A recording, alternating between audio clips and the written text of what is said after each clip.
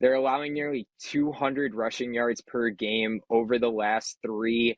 And this is a Toledo team that has proven that they can go like for 177 yards against non-conference opponents.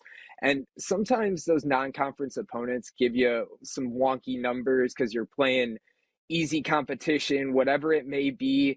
This Toledo team took on Ohio State and San Diego State this season in non-conference games. And they're still rushing for 177 yards per game against non-conference opponents. So that's no D2, D3 opponent kind of numbers that we're looking at there.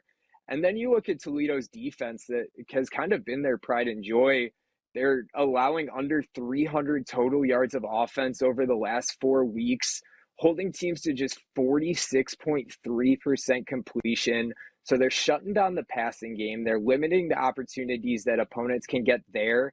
And over the last 3 weeks, they're allowing only 98 rushing yards per game. So proven they can shut down the rush and shut down an offense in both ways there. But, one of the big things that I think into these bowls is momentum. And I said, Toledo didn't have the greatest run in here, but they bounced back in that MAC title game.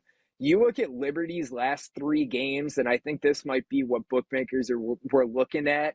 3 straight losses to close out the season for Liberty, but not only did they lose those games, they were double-digit favorites in all 3 of them. They lost by 3 at UConn, 13-point favorites. Lost by just 1 against Virginia Tech, but they were at home and they were 10.5-point favorites.